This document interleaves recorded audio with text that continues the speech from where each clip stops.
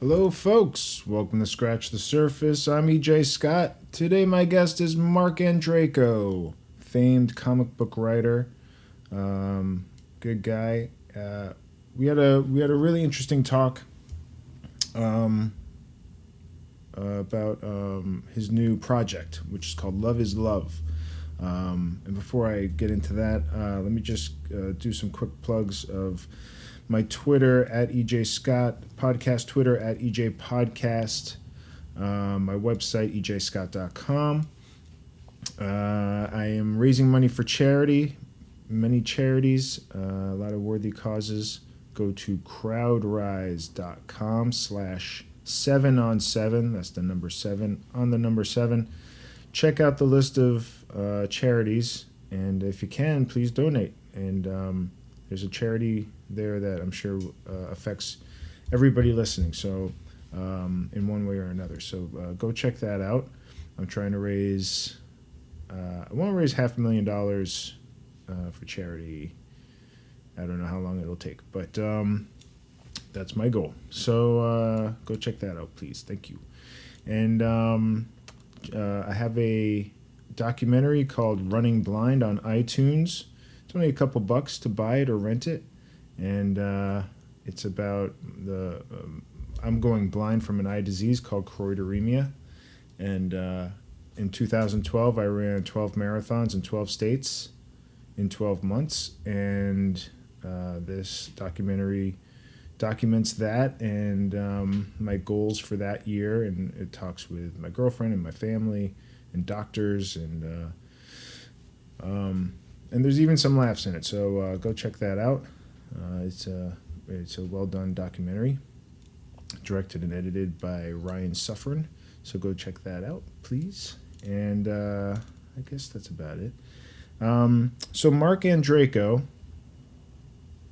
who writes a lot of, I guess mostly DC stuff. He's written for like Batwoman, and a lot of independent stuff too. We talk about this Love is Love project that he did, where it's about he was inspired by the Orlando shooting. After that happened, to do a project that would benefit the victims of the Orlando shooting in the summer of 2016. And it's a really beautiful, well done, put together book. I have 3 of them, and on Amazon. I bought them on Amazon. It was like $10, and he was able to gather a lot of great great writers and artists, and he got permission to use certain characters like Harry Potter and Batman and stuff like that. So we talk about the book, but he's a really interesting guy. We talk about a lot of things. So we talk about. He's a gay man, so we talk about his process of growing up, being gay and coming out to his family, things like that. We talk about his collaboration in writing with people like Michael Bendis and Taran Killam from Saturday Night Live, and Michael McMillan from True Blood. So we talk about a lot of stuff, and I will not waste any more of your time. It's better to hear it from the man's mouth himself. So enjoy my talk with Marc Andreyko. No, I did a marathon. This year I did a marathon on every continent. Wow. And then in 2012 I did 12 states. 12 That's marathons insane. In 12 states. Although this year most of those marathons were half marathons because they kept getting injured and hurt and stuff. I got a t-shirt that says, if you see me running, you need to start running too because something's chasing me. Danger. Yeah, the worst. How's it going, Marc Andreyko? Good. How are you, EJ Scott? Good. Thanks for coming over. I've been wanting to get you here for a while. Yeah, we've been trying to do this for a couple of years. Yeah, for a while. And I thought I would get you and McMillan here at one point because you guys worked on True Blood comics together. Yep.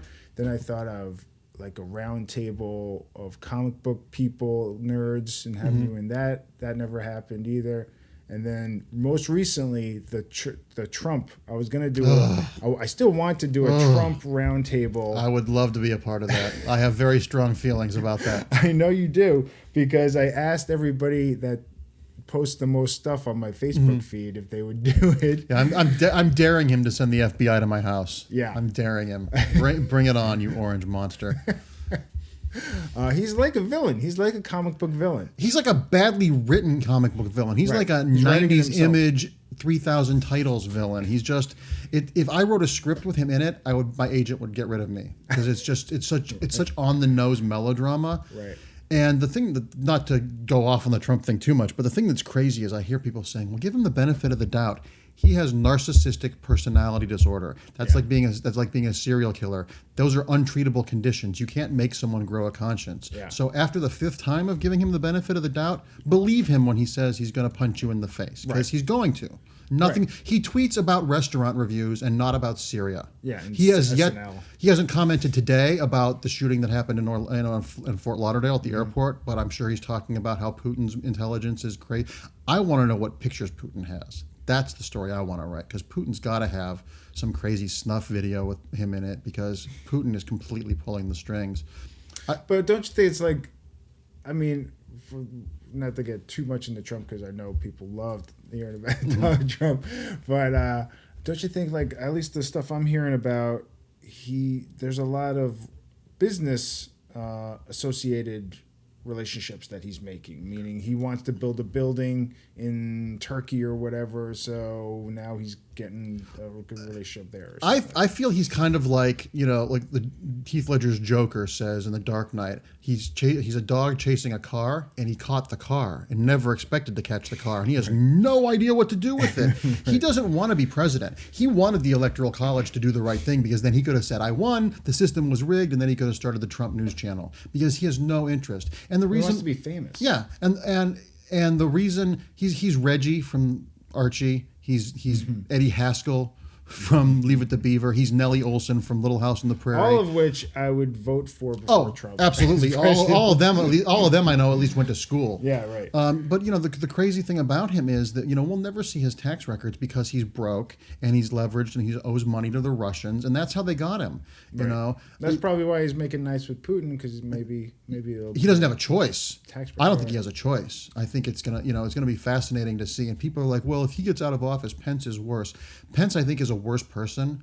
I think Pence is definitely the emperor to Trump's Darth Vader, but Pence is controllable, because Pence has some skeletons in his closet, I'm sure, and I have some thoughts about him. I think anybody that thinks about gay sex as much as he does. Yeah. I'm gay, and I don't think about gay sex as much as he does. Right. He screams self-loathing, cliche Republican closet case. Right. So he'll play nice. He'll be part of the system. Right. So I would much rather have him in office than Trump. Because Trump is just unpredictable. Trump is legitimately mentally ill, and that terrifies me. But what are the chances of getting Trump out of office? I think if he's not divested 100% of all his businesses by the moment he takes his hand off that Bible next week, Elizabeth Warren will start impeachment proceedings, because that's in violation of being a president. Yeah. And I don't think he wants that to happen. He wants to get impeached. But that's what I'm saying. Like, with as much business stuff as he has, he's got thumbs in so many pies. Literally and figuratively, depending on Access Hollywood reports. So, I mean, I'm sure he's loopholing like crazy. Oh, absolutely. No, he's doing stuff to get all his ducks in a row so he can have a career and be the big guy after this. I just find it fascinating when I hear things like, Benjamin Netanyahu really likes Trump, but I'm like, Trump has white supremacists in his cabinet.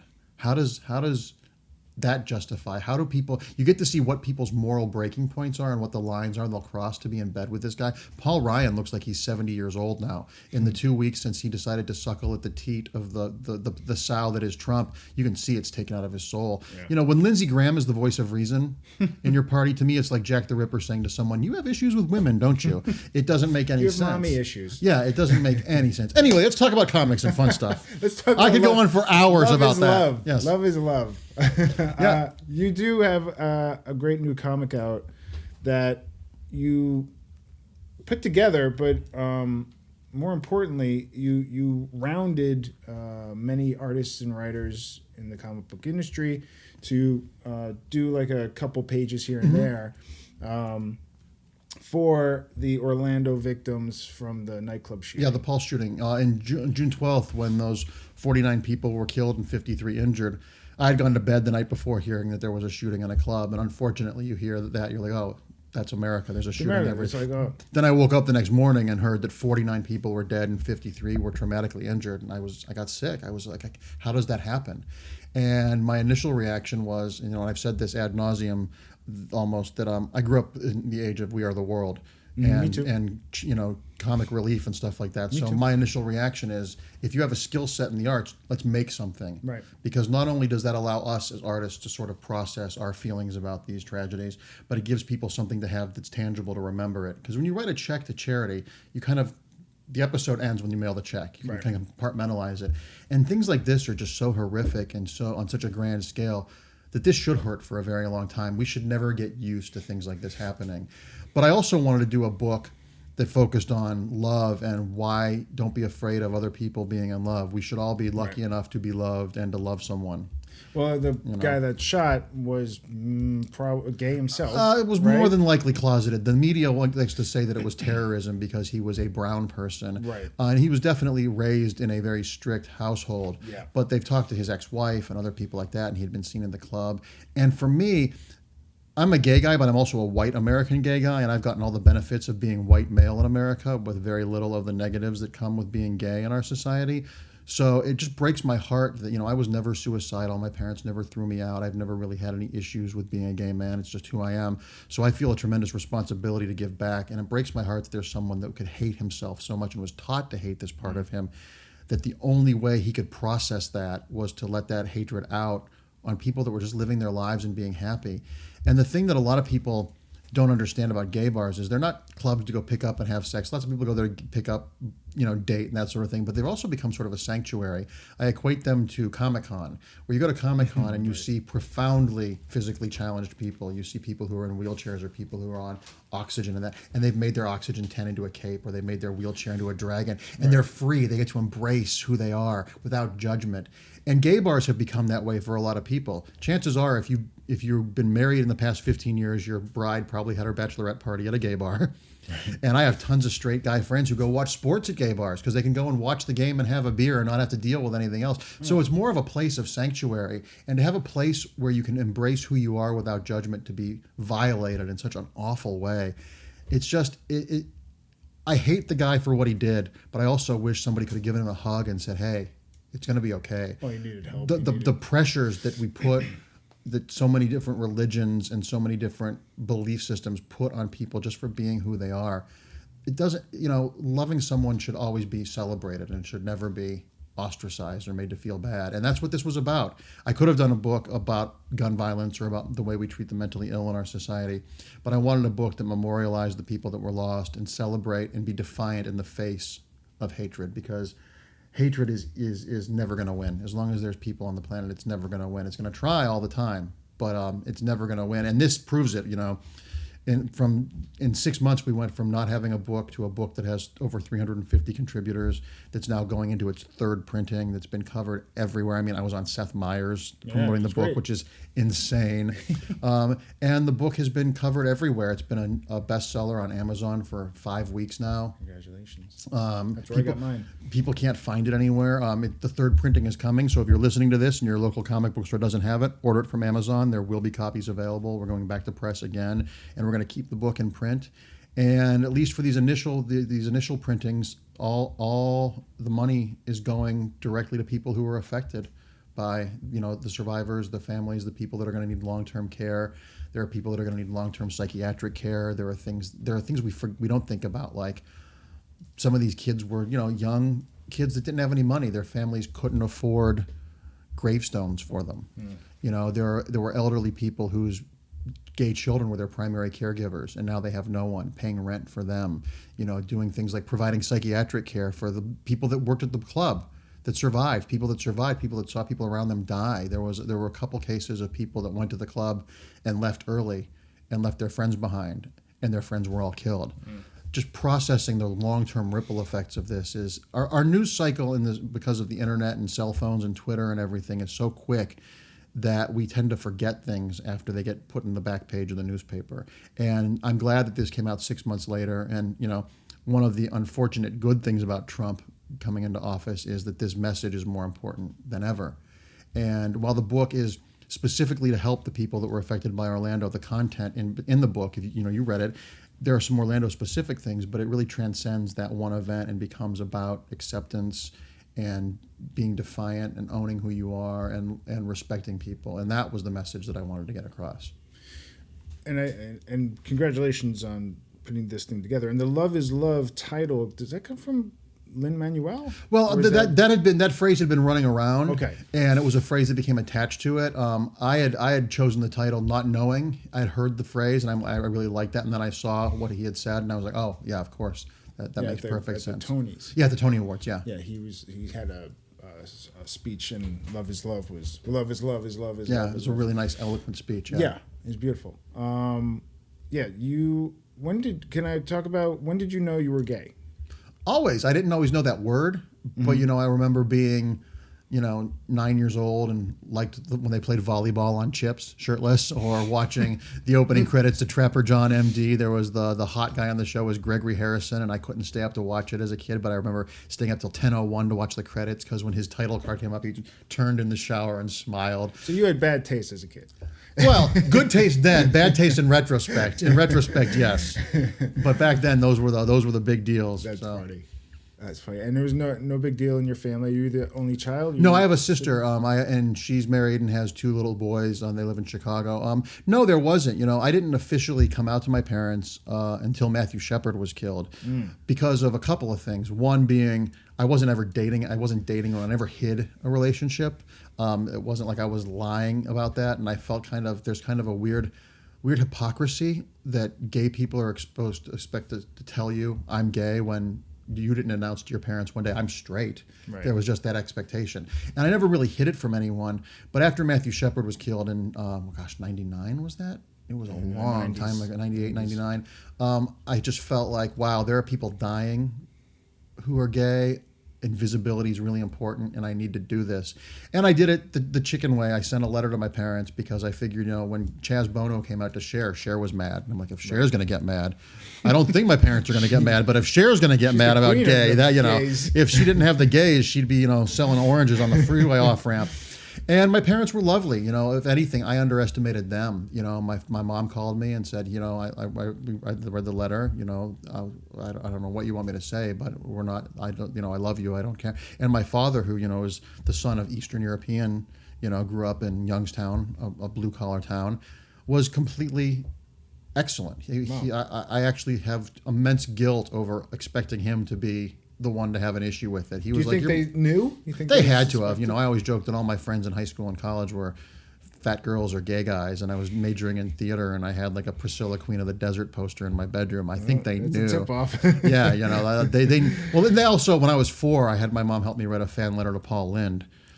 So I was like, I think they knew then they weren't getting any grandchildren. So I think they pretty much knew.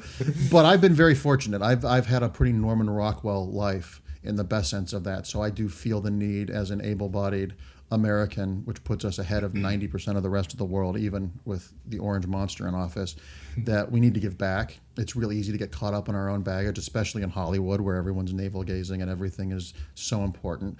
I'm trying to this year give at least an hour a week back, because if everybody that did, even if it's simply walking your neighbor's dog or taking your elderly neighbor to the grocery store, it doesn't always have to be big macro stuff. It can be micro stuff. If everybody who gave an hour a week, that's tens of millions of hours every week. If 50 million Americans gave an hour a week, 50 million hours a week is what, 200, it's like 2 billion hours a year over 52 weeks. The math is getting away from me. I don't know. I'm probably wrong. I'm a writer, but think of the immensity of of the change that could make. And I think we really need to, especially now, be galvanized by what inaction and being blasé can be. We need to give back, and we need to really fight for what we have and not take it for granted, because we still have it better than most people will ever have in their lives. Have you always been one to give back? Your parents like that? Yeah, my parents have always encouraged that. I consider myself like a C+ person on a good day. So if I do it, it isn't that difficult. People say I'm being, coy about that, but I try. I don't really think of I don't hold myself up as a standard, but I try. And as I get older, and also too, as a gay guy, I was going through puberty when the AIDS crisis hit. So if I was 10 years older, I could be dead. If I was 23 instead of 13, I could be dead, or I could have gone to. I have friends who are 10 years older than me that in the 80s and 90s went to hundreds of funerals. I have one friend who went to 700 funerals in 3 years. Oh, God. He said everyone he knew died. Every day. Yeah, it's crazy. It's crazy. So I feel a responsibility to give back because there's a whole generation of artists and writers and dancers and choreographers and painters and photographers and creators who died. It's almost like what happened after the Holocaust. There's a whole generation of people missing. So I feel a responsibility to help propel history and help people not forget things. And I think it's really easy to, in this day and age, we have access to more information than ever before. But information and knowledge are two different things. Information's on my phone. Knowledge is what's in my head. Right. And we have a definite deficiency of things being in people's heads. I sometimes feel like we're in Polar Express. Everyone has the uncanny valley. They look like people and they sound like people, but the eyes are kind of flat. I don't know if there's anything in there. And I just want people to be passionate about something, and preferably be passionate about something I'm not interested in. Because if you're a mortician and you love your job and I meet you at a party, I want to talk to you. If you're a garbage man and you love your job, I want to talk to you. Passion is sexy. And I wish more of us could follow our passions and do things that we really, really are passionate about. It's hard to do. It is hard to do. It's hard to do because a lot of people don't grow up with that sensibility. And, my parents weren't follow your passion. My parents were get a job. And, they were very practical people and they had practical jobs. And well, life was simpler. There's something to be said that, the only counter argument I would have for that is no jobs are safe anymore. Right. So if you're going to be poor doing something you love. Don't be poor doing something you hate. Yeah. Because I have doctor friends and lawyer friends who can't get jobs. So, if you're going to, be poor and you want to be an actor or you want to be a musician or you want to be a painter or you want to be a grade school teacher, do what you love because you're going to live longer doing a job you like than doing a job that pays well. Yeah. Unless it pays obscene money, then you can quit after a year. I will write Police Academy 16 if they give me $10 million and then I'll retire to an island somewhere. We got to have that. We got to have a Police Academy 16. How has that not been rebooted yet? I think it's in the works. I'm sure it is. I'm sure it is. I'm pretty sure it is. You've written movies and stuff like that? Yeah, I've written movies and TV stuff. Nothing that's ever been made. Stuff that you get paid for it, but it never gets made. But I've got a couple of things I'm working on now, and hopefully something will happen with Torso someday. Right. Torso with Brian Michael Bendis. Yeah. I was just reading that in 2003 you wrote a script or something. Oh, well, we wrote a script. It was set up at Miramax, and we wrote the script, and then that deal expired, and then Paramount had optioned it, and for a day, David Fincher was going to make it with Matt Damon, Rachel McAdams, Gary Oldman, and Casey Affleck. That sounds good. And then, as things are in Hollywood, things changed at the last possible minute. So I joked that Lucy didn't only just pull the football away from me. The football was a pipe bomb, and she threw it at me. But why? What is that? Why does things that happen? Different relationships with studios, different regimes, different departments. Things. It's a miracle that any movie gets made, especially in this day and age when there's so much money and so many people involved. But it's come back to us, and it's a timeless story. So hopefully. So do you own it now? Yeah, it's completely reverted back to Brian and I years ago now. We've had it. Things are cyclical. It'll happen. So you talk to him once in a while about it, or you keep in touch? Yeah, Brian and I are really good friends. I mean, now that he has 4 kids, it's getting him on the phone is difficult. In addition to the 900 books he's writing for Marvel and that sort of thing. But he and his daughter actually wrote a piece for Love Is Love, his 13-year-old daughter that Mike Oming drew. And Brian's a really good friend. We don't talk as much as I would like to, but that's just how life is. When you got 4 kids and a wife and a compound in Portland, there's a lot of stuff going on. Sure.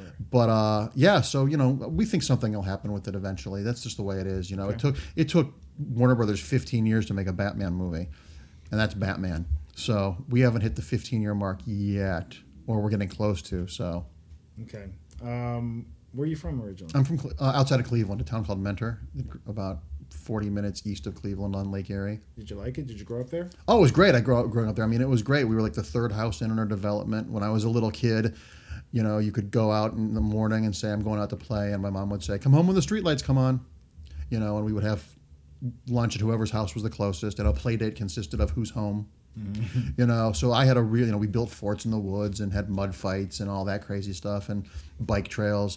It was great. I got all the 4 seasons every year and all that sort of thing. But as I get older, I never need to see snow ever again.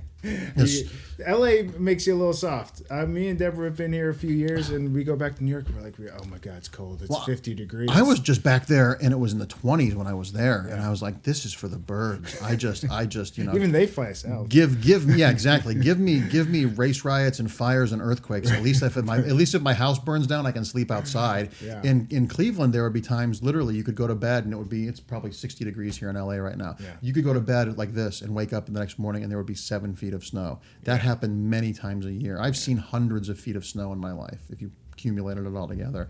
And I believe it can only snow on Christmas Eve for 4 hours. It needs to melt by the time presents are opened the next day. That's the perfect Christmas. People here are like, let's go skiing. I'm like, no. Can we put bamboo under our fingernails? Why do you want to go someplace cold? So Deborah's like that. She's like, I just want to go somewhere warm. I just want to be warm. Oh, if I had crazy money, I would be one of those people that bought an island. I'd be like Dr. Moreau in the Marlon Brando movie. I'd get really fat and wear muus and live on my tropical island. Yeah, and fuse animals and humans. Well, we won't talk about that. Oh, okay. That's just my dream. That's just my dream. I think Monsanto's doing that now anyway. So, when did you start reading comics? When I was 4 years old. Yeah, my cousin Todd. My older cousin was a big comic book fan, and you know when you're that age, you kind of mimic whatever if you have someone you admire, you mimic them. Yeah. And Spider-Man was on the Electric Company back then, so I learned to read from Spider-Man comics and Sesame Street and the Electric Company. I've always been a really voracious reader. It's one of the downsides of being a writer and living in Hollywood. I don't get to read for pleasure as much as I'd like to anymore. You know, there's so much reading of keeping up with what's happening in the comic book world, or reading a script, or reading that. Right. You have to read hundreds of titles a month. Yeah, just to be able to know your job. It's like a doctor reading medical journals, and sometimes it's more difficult than reading a medical journal. So, you know, I've always been a big, and my parents were always very pro reading. When I was a kid, you know, you'd be at the grocery store and say, I want a candy bar. And they'd say, no, but you can have this comic book. And back then, comic books, you know, people thought they rotted your brain. But in 5th grade, I had a 12th grade reading comprehension level because of comic books. You know, I was the only kid talking about Ragnarok in the 5th grade at St. Mary's School in Mentor. So it's why people like J.K. Rowling I admire so much, because anyone that can get kids that excited to read deserves every penny she has. Because reading, unlike video games, which are beautiful and fun, but they're so passive. As a player, the world is created for you. When you're reading a book, you're the costume designer, the art director, the lighting designer, the casting director. It stimulates a part of your brain there's nothing like it. There's nothing like when you're in a good book and you sit down to start, and then 4 hours later you're halfway done. And you're like, oh my God, I can't believe I read 100 pages. Yeah. You know, there's just something about that's just so, the weight of the book, knowing how far you are with the bookmark, the smell of books. It's just such a great thing, and I wish more people enjoyed reading. I wish we made that more of a priority. My 12-year-old nephew is a voracious reader as well, and he's been that way for a long time, thanks to, in part, Harry Potter books. Yeah, which I got him the last few of those books, and he read through them like nothing. And then I started buying him, he likes that fantasy stuff, so I started buying him collections of these big, thick books of like Aragon and Percy Jackson and all that stuff. Get him on Tolkien. He soun's like he's working his way up there. I gave him, but it was a little too advanced at that point. But I think he read The Hobbit now. But his school, at least a couple years ago, was saying that he shouldn't be reading that stuff because it's too advanced. That makes me so mad. Too advanced. We're going to punish you for... This brings me to a story in my own life. When I was 11 years old, I read Stephen King's The Shining. And because my mom wouldn't let me see the movie because it was rated R, but she said, if you want to read the book, you can read the book, because there was... And I did a book... That's even more fucked up, really. Yes, but I did a book report for it in the 4th grade at St. Mary's School, and my mom got called in for a conference.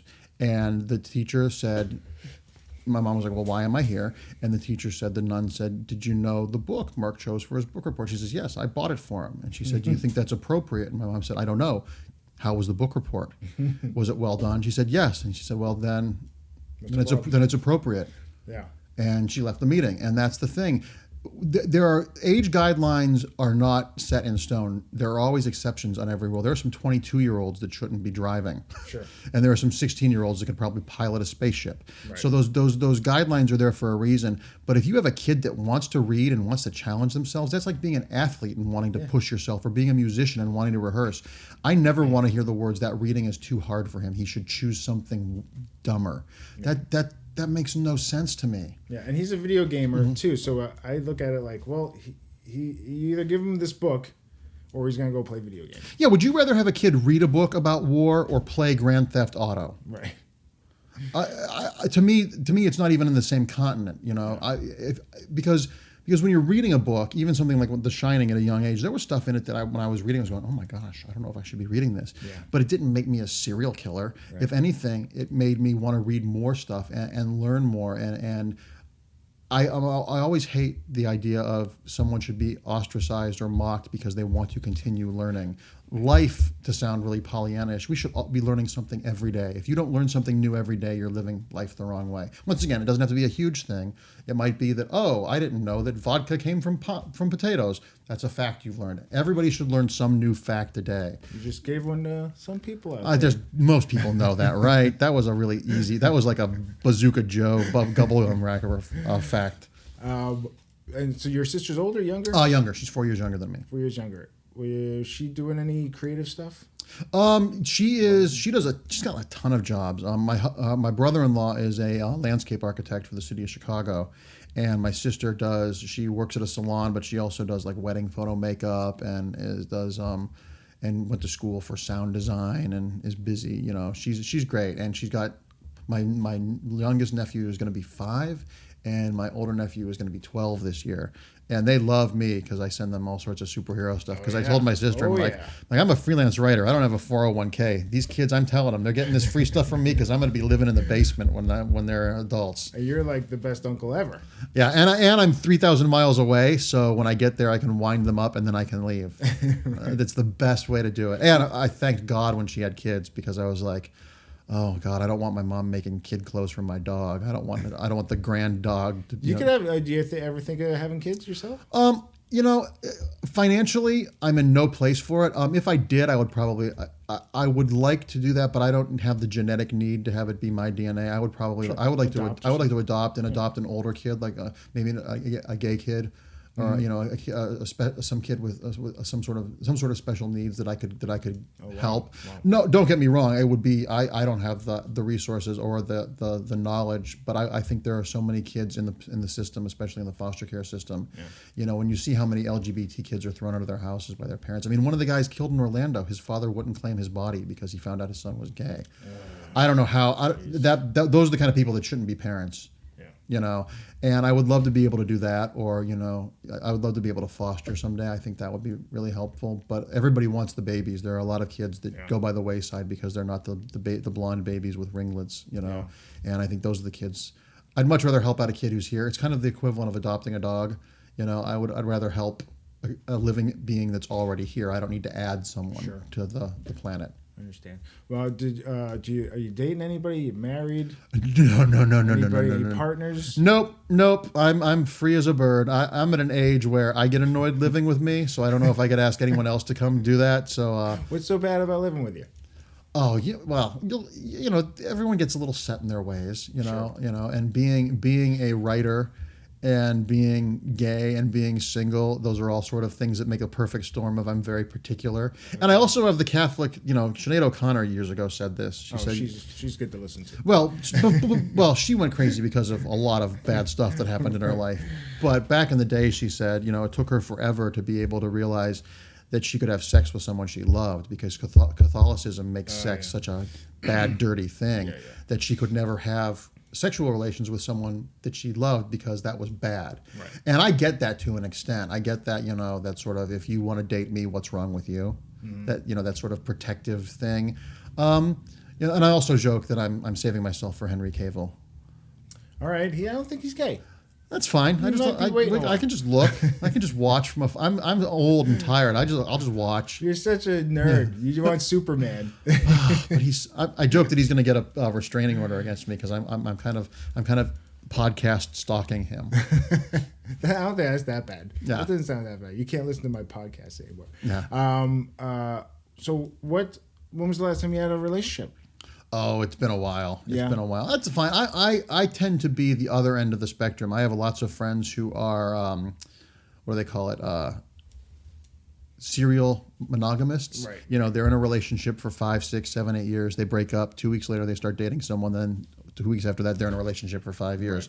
Right. I might overcompensate, but I like time by myself. Sure. You know, this past week between Christmas and New Year's, which is my favorite week to be in Los Angeles because no one's here. Yeah. Every year I pick a day where I leave my phone off and I go to a movie by myself and I go to dinner by myself and just kind of watch and just kind of be with myself because I think that the fear of being alone, we need to teach people that it's okay to be by yourself occasionally. It's okay to be bored. It's okay to not be interacting with someone because for me, it's like when I see people that are super serial monogamous that can't be alone, I'm like, well, you need to like yourself if you want someone to like you, you know. And like I said, I'm probably too far the other direction. I'm much more guarded than I probably need to be, but I find that a little bit preferable. If I was going to be one extreme, I'd rather be the extreme I am than have the need to be around, have someone all the time. I think that to me kind of freaks me out a little. And when you wrote that letter to your parents, you were how old? You were I was 20s? 27 or 28 when So Matthew it's Shepard up there. died. So it was up there. Were you already dating by that point? I had dated people and all Your that. parents Yeah. just didn't know. But it was never anything. There was never any relationship of note worth talking to my family about. There was never a relationship of saying, this is someone I'm going to bring home for Thanksgiving. If I was in a serious relationship, I would have told them, you know, if it was someone that I was going to spend a substantial portion of my life with. But I've never been. I've always been lucky enough to have really great close friends to kind of scratch that itch for the relationship thing. And also, too, you know, we said earlier, growing up in the age of AIDS has made, you know, when young people today don't realize that there wasn't a good test for that until the mid-90s. We didn't know if you could get it from kissing or from sneezing or from mosquitoes. It wasn't time. It wasn't a chronic condition like it is now. It was you go into the doctor with a cough and be dead 2 weeks later. Right. That was, you know, hospitals were overflowing with people. And that also, I think, imprinted on me as well, too. Because for a while there, as a gay teenager, I'm like, oh, I'm eventually going to get that. Because that's what gay people get. Yeah. And that also, too, makes me a little germophobic as well. You know, if I'm going to, you know, and you know, sex is great, but even the best sex is not worth having a chronic illness or dying for. Sure. You know, and the older I get, I'd rather have a really great 4-course meal with 5 of my best friends than really great sex because it lasts longer and there's no awkward discussion after it's done. Okay. You know? All right. Except for Henry, if you're listening, Henry. Anything for you, Henry. Anything for you.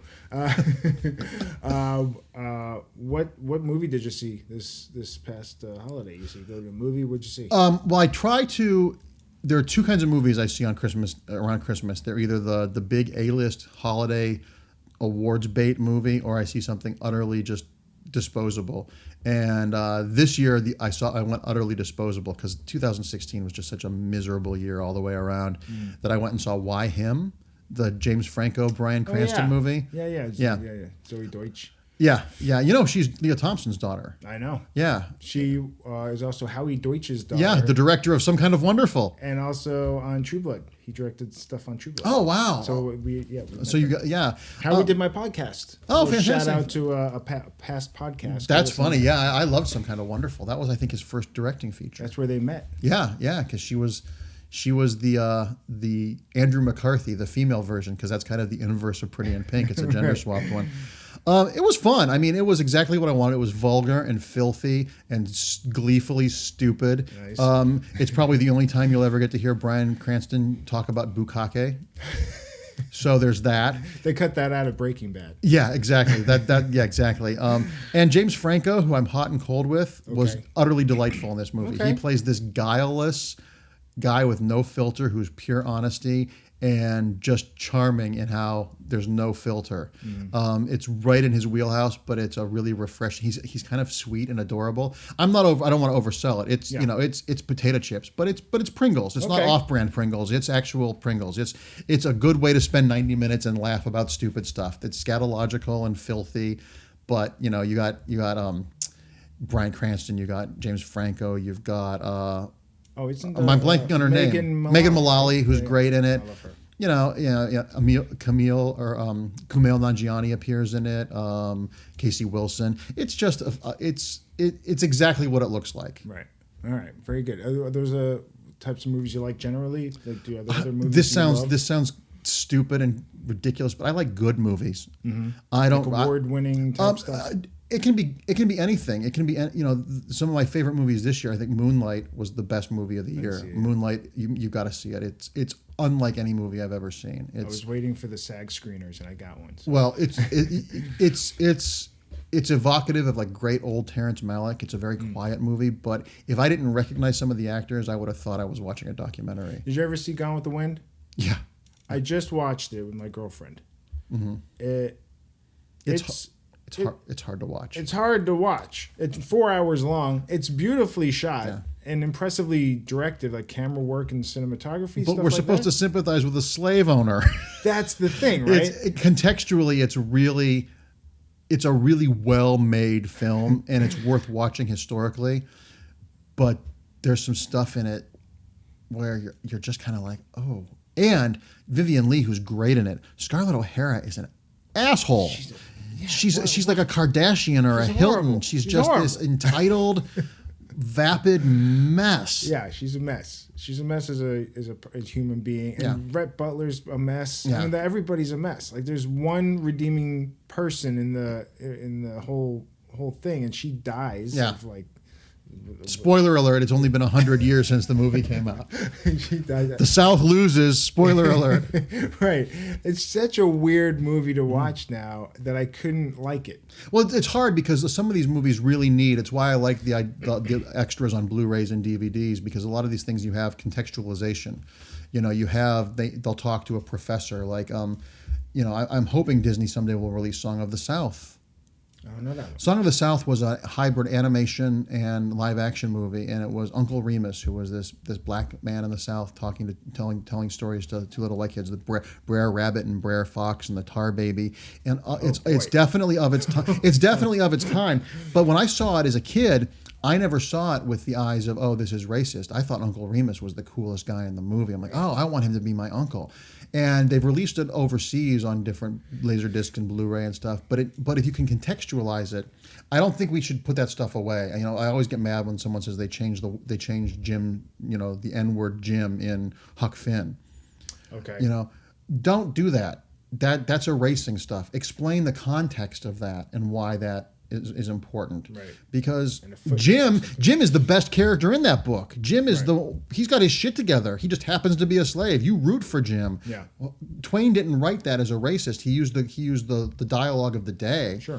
And hindsight is always 20/20, but I think you can learn something from that. And I think a lot of works in this PC culture we're in now, a lot of stuff gets dismissed because of stuff like that without going below the surface and showing what the profound impact. Well, I think they want to give it to kids, right? They want to give it in the schools, have the kids read it in school. But they should give it to kids and contextualize. Know that because words lose power when we don't let them have it, and by making certain words and certain terms verboten, it gives them a power that they don't deserve to have. Yeah. Now, the N-word is a horrible word. There are lots of words that are horrible and should never be used. But by not talking about them doesn't mean they're going to go away. In fact, I think it makes them even more attractive in some ways. It's like when you're a kid and you see your parents smoking and you're like, I want to try one of those. No, smoking's bad for you. And the first thing you do when you can sneak one, and then you throw up because cigarettes are disgusting, and especially if you're a little kid. Yeah. But we need to let them. We need to let them do the equivalent of that and explain and contextualize things. We need to have potentially uncomfortable conversations. That's what I think we're avoiding. I don't think we're avoiding these things because of wanting to be safe and wanting to heal the wounds of racism or sexism or whatever. I just think parents a lot of parents don't want to have these awkward conversations and explain how that word evolved and what that thing is.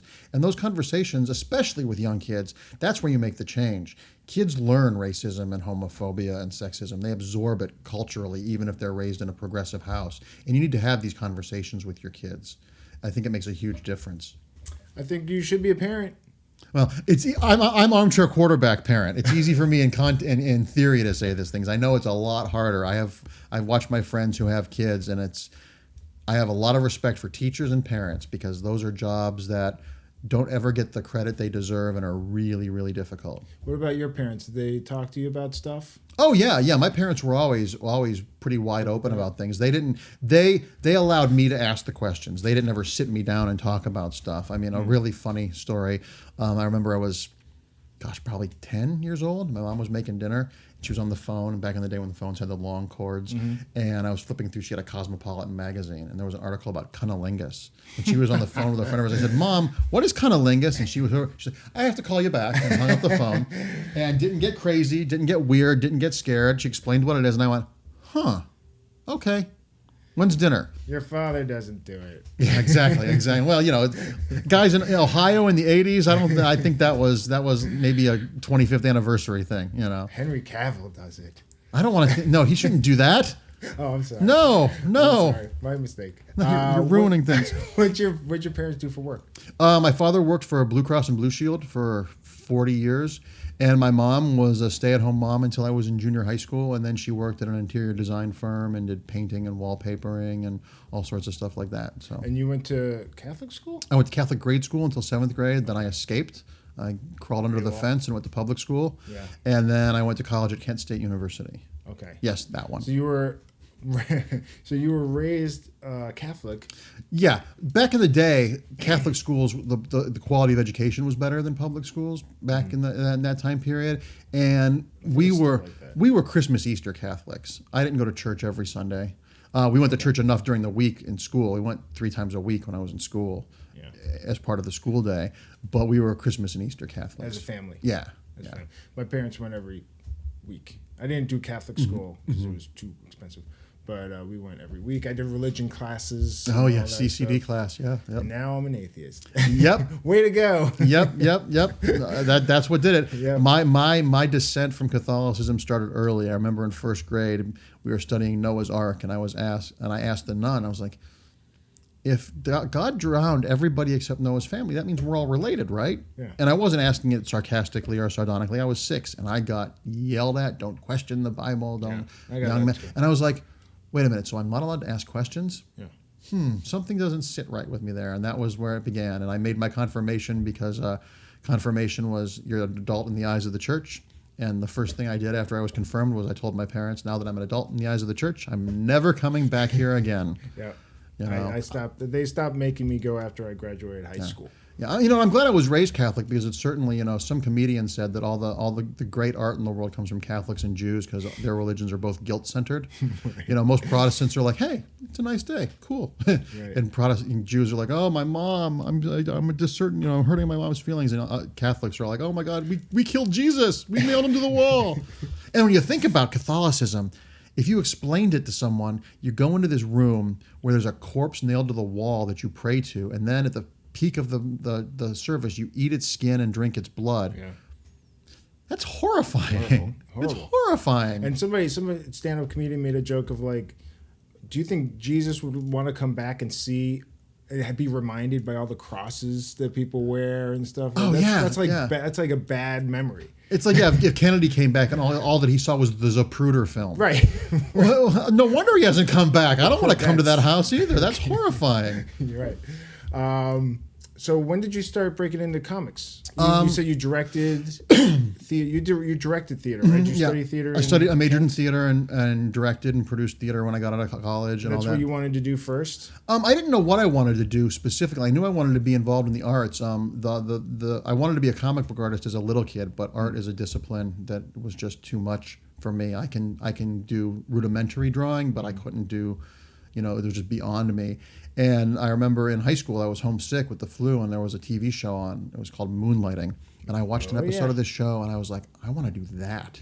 I didn't know what that was, but there was just something about the whole alchemy of that show. Is like, I want to be involved in that world. Bruce Willis. Bruce Willis was his first thing, Sybil Shepherd. Shepherd. If you like the old Rosalind Russell sort of 40s movies like Right. Bringing Up Baby, it's a super smart show.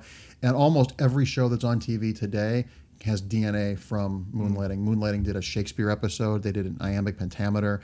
They did a black and white episode. They did an episode that Twyla Tharp choreographed. I mean, they did crazy. They broke the fourth wall. Yeah. This was a show that Bruce Willis was really funny in it. Bruce Willis was the first thing he did. It was his first big job, and the chemistry between them was great.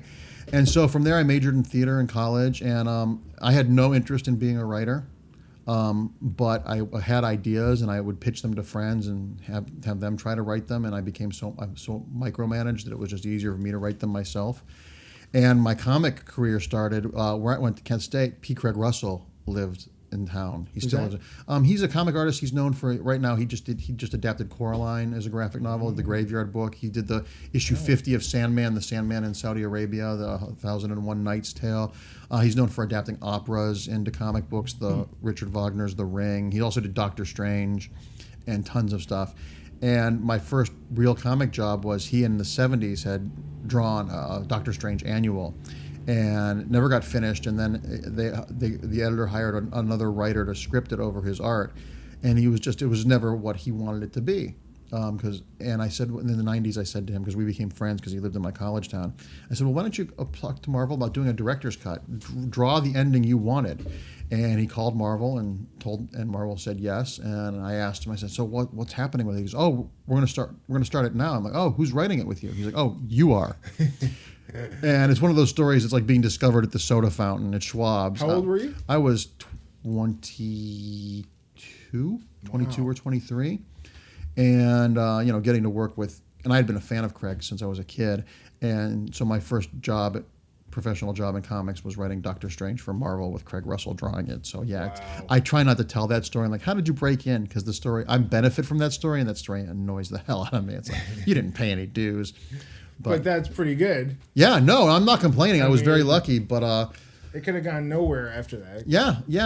I've been very fortunate to be able to always work on stuff I'm really interested in. So after that, did you start focusing more on comic books? Well, I was doing stuff. I mean, different editors would reach out to me, but I didn't really think of it as a serious full-time gig. I worked on films, and after college, I worked at a modeling agency and managed a bookstore and directed theater and produced theater and worked on whatever films came through Cleveland.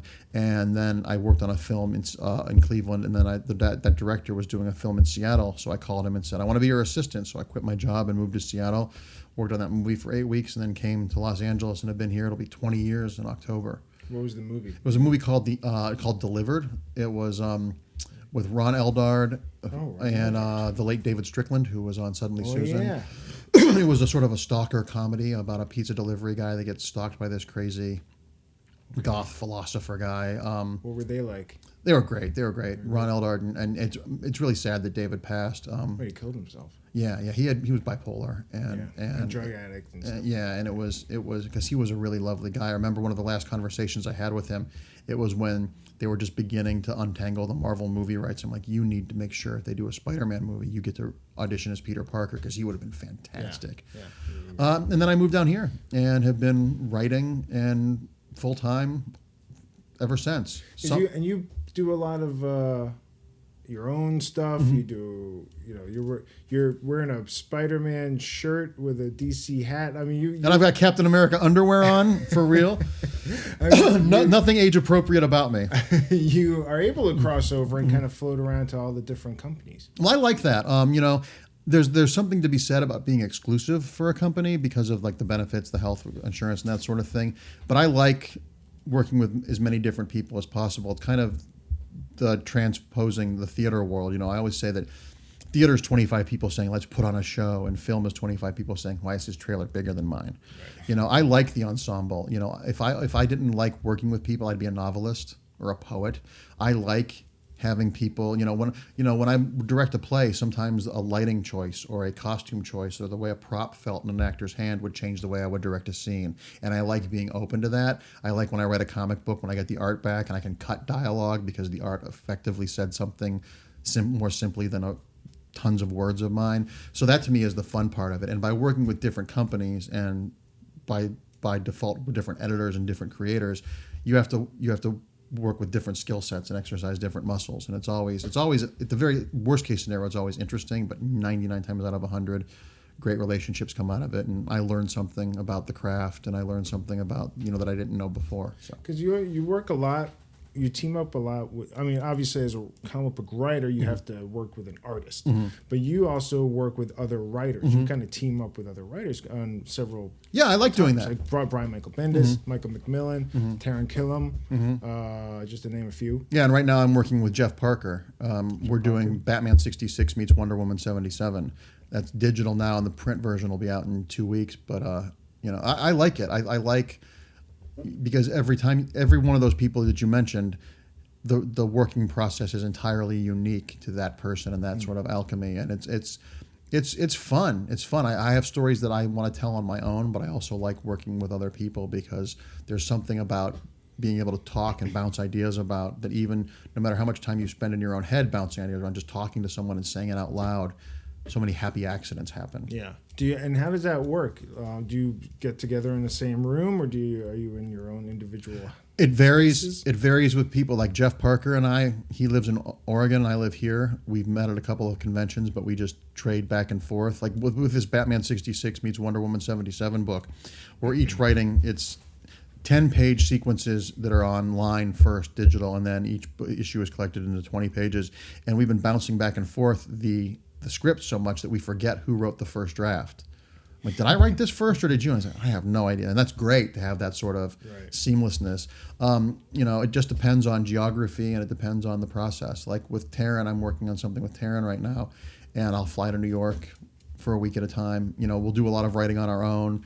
Then we'll flip things back and forth, and then I'll go out there because he's taking over the role of King George in Hamilton. I know. I have a ticket to it. I know. I finally am going to be able to get tickets to it. And he's got 2 little kids, and his wife Kobe works a lot as well. So it's easier for me as a single guy to fly to New York to visit him and get work done than to ask him to come out here. Taron's a good dude. He did my podcast. Yep. Yeah. He told me. Yeah, he's a great dude. I'm very lucky. I'm very blessed to have a bunch of really, really great friends in my life, and Taron is one of those people that. He and Kobe are just such lovely people. It doesn't matter that they're big stars and super successful. They would be great people if they were the dog catchers in a small town. They are such generous people that I like having friends that make me feel like I need to keep up with them and be a better person, and I'm really fortunate to have a lot of really great creative people and generous people in my life. So I can't really complain. I can always make more money. You can always complain. Don't worry about it. Well, yeah, but not on here. I want to come off as a good person. That's my goal for 2017. Taron was great because it was so easy to contact him, and I don't know him. And he was wrote back like, "Hey man, what's going on?" Like so casual. Like, oh my, do I know him? Like I started questioning if I knew him. That's just him. That's just him. There's no pretense with him. He's a really open, gregarious guy. Really generous with his time.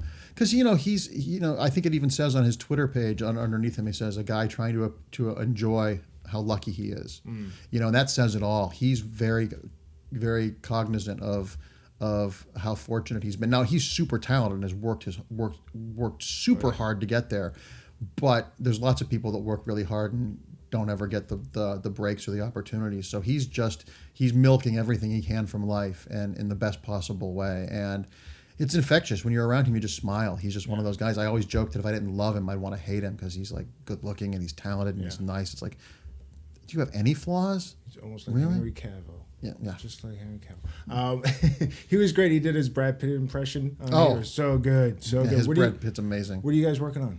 I can't talk about it. Is that you did this book called The Illegitimates? We did. Together. Is that gonna be something? What? I'm sorry, you're breaking up. Oh, I'm sorry. Is this thing on? All right, never mind. All right. Well, I heard rumors that maybe, or I might have read something that maybe that was gonna maybe. I am going to be the next Spider-Man. I know. I will announce it here first. I know it. Yep. Homecoming and then you. Homecoming and then retirement homecoming. So how did these people contact you to work with them? Like, how does Taryn get a hold of you? Well, initially, I met Taryn years ago through a mutual friend of ours, our friend Mikey, who is now actually he was a writer on SNL. Now he's a writer and he's on Mikey Day. Mm-hmm. Groundling. I knew Mikey through other friends of mine when they were all in the Sunday company, the Groundlings, and then I met Taryn through him, and we just became friends. And the working with Taryn on that comic book was years ago, even before SNL. He said, "I have this idea for a comic book," and you tend to go, "Oh," when someone says, "I have an idea," because you hope it's going to be good, but you don't want to, And I didn't have any reason to doubt him because I was like always thought he was super funny, but you never know. And he pitched me this idea that became the Illegitimates, and I was staring at him for like 3 minutes after he pitched me that. I was like, what do you not like it? I'm like, no, if I ran a movie studio, I'd give you $1 million for that idea right now. And then we did it. He asked me to come on board, and we developed it as a graphic novel, and it was so easy to work with him. He adapted to writing comics so quickly. It was kind of annoying. But the Illegitimates, the high concept is the world's biggest super spy, sort of a James Bondian Man from U.N.C.L.E., that iconic spy, gets killed, and we find out that he had kids with all the different femme fatales. I love that. All these illegitimate kids, and they didn't know they existed, and they all get together to kind of avenge his murder and save the world.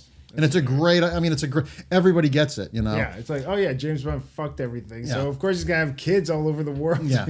But this was, the Bond part was sort of a departure point. It is more about the spy genre and the tropes of that, but it's not like Kingsman or even Austin Powers. It's definitely more like an 80s, more of like a Die Hard Lethal Weapon. There's comedy in it that comes from the situations. Right. That's organic. It's definitely an action first comedy with comedic beats to it. But it was a blast to do, and getting to, when you get to work with friends and you're still friends after, that's a good day. That's nice, because there's lots of people that work together who are great friends, and it can get dangerous. It's like moving in with a friend. You don't want your roommate to be your friend before you move in. You can become friends with your roommate, but those tend to lead to end in tears. And luckily, knock wood, I haven't had that. Is it hard to, because you've written a bunch of stuff that hasn't been made? Mm-hmm. Do you go into something now writing a movie or TV or whatever, you go, or do you just hope one of these days something's gonna strike? I just try averages. I think well, there's that part of it for sure, and there's also the part of it is as I get older and realize, like, I'm in my mid 40s now, which is horrifying. So best case scenario, I'm probably halfway done. Until the nanobyte technology comes, and I probably won't be able to afford that. But I try to write stuff that I want to see, that I would devote 2 hours of my life to as an audience member, or I would pay $15 to go see at the theater. Why him? Yeah, exactly. I have so much why him fan fiction going right now. I'm going to be the 50 Shades of Grey to why him. But it's just you write the stories and hope the stories are interesting enough to people that if it's for another medium, that someday someone will do something with it. Chasing whatever the biggest trend is crazy, because by the time you start copying a trend, the trend is over. By the time those movies and books and TV shows get to the marketplace, tastes will have changed. So it's just, once again, at the risk of sounding Pollyanna-ish, it's just write stories that you like and you feel. And that can be a story about aliens, that can be a story about pioneers, that can be a story about your life. Just write stories that you feel that you are passionate about. How many stories are you writing right now?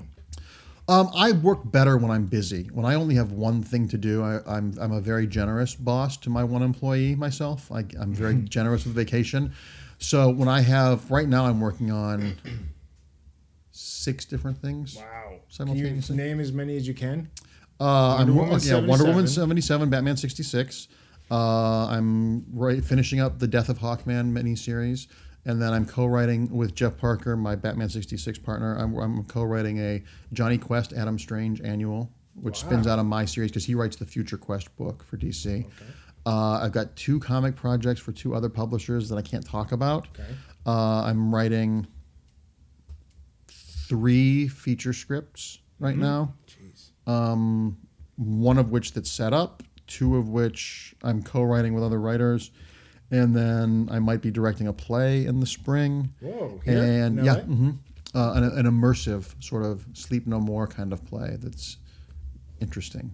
It's cool. All right. And then I'm also working on finishing a couple of TV pilots. So, have you done a lot of directing since college? No, I direct. Well, out of college, I did. I directed and produced a lot of plays in Ohio, but I haven't directed anything since I've been. It's been 18 years since I've directed. Wow. So are you excited about this? Yeah. There's a couple other things that I'm trying to investigate the rights to, some more traditional theater that I would like to get back to. But there's just something about live theater that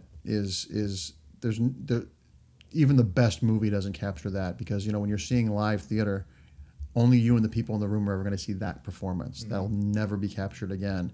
And there's just something so invigorating, and watching a good audience feed the performers, and that sort of, to sound LA hippy dippy, Chris, that sort of like circle of energy, that watching an audience be invigorated by what they see, and in turn that energy going back to the audience, the cast. There's just something so profound about seeing people create that stuff right in front of you. When you write for like a mainstream comic, Mm-hmm. an ongoing thing, like Batman or Hawkman or whatever, do you have to, or Doctor Strange, do you have to read everything before it? It depends on what the story is, and it depends on also to the character. If it's a character that's been around, if you're writing Batman, there's just no way you're going to be able to read everything about Batman. I try to research. If it's a book that's coming out now that I take over, I'll read what's been done on that book. So far, like when I took over Batwoman, right. I read everything of Batwoman, which at that point was like 40 comic books. Right, that's not that bad. When I created the female version of Manhunter for DC, I went back and read the seminal stories of all the previous characters that had that name. Okay. Which is how many comics would you say, roundly? A couple hundred. Okay.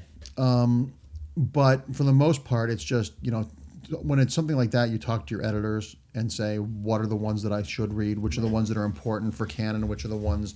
And then I try and figure out which are the ones that are the most popular, which versions resonated with people, to see how to make that work.